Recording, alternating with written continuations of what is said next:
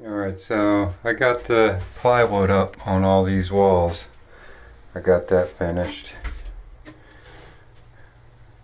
Took 7 sheets. I got some leftover pieces and stuff that I'm going to end up using to build some shelves in the shed, so there's going to be hardly any waste whatsoever. I've still got a few things to do. Made a mistake here and there, like this box. For some reason I overcut it. I measured more than once to make sure I would get it right, and somehow I still miscut it. But even still, they sell oversized covers, so I'm thinking once I install those covers, you'll never even know it. I'm not going to do anything with these walls. They're just going to stay as they are. I'm going to hang a shelf in here, some hooks and whatnot for some garden supplies, weed whacker, blower, stuff like that. And then on this door I still have to put weather stripping to prevent any. I can't really close this as much as I want. Well, that's about it. But you can see there's an air gap all the way around. So once I install some weather stripping on here, it'll solve that problem. And I'm going to be working on the floor next. This hatch right here, this piece of wood with the rope, is what was in here before.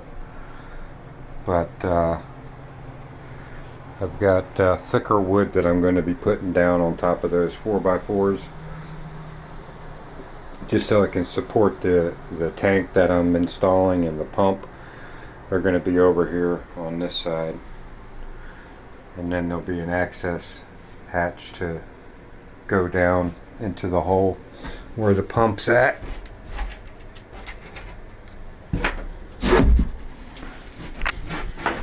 Yeah, there won't be nothing down in there anymore except for a heater. The pump and the bladder tank are going to be sitting up here. The problem we had before was that we had a 30-gallon bladder tank down in there, and it went bad and had a heck of a time getting it out of there. I ended up having to cut a hole in the top of it, sucking the water out of it, and I even still, with the water that was left in there, I had a heck of a time. So to work down in there, we've had to work on this pump, and it's just too much of a hassle. So we decided to add on to the existing. You can see this block right here was the wall that was there before. I added all the cinder block, and where that gravel's at, I dug down, put a footer, laid 3 courses of block, and made it wider so we could bring everything up and still have access down into this hole. So it's all working out.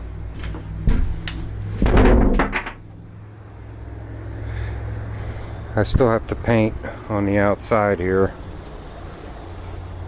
Today I pressure washed the outside because I reused the plywood that was here before on the existing building. I just tore the building down and reused a lot of the material that was here. So this plywood that's white is what was here before.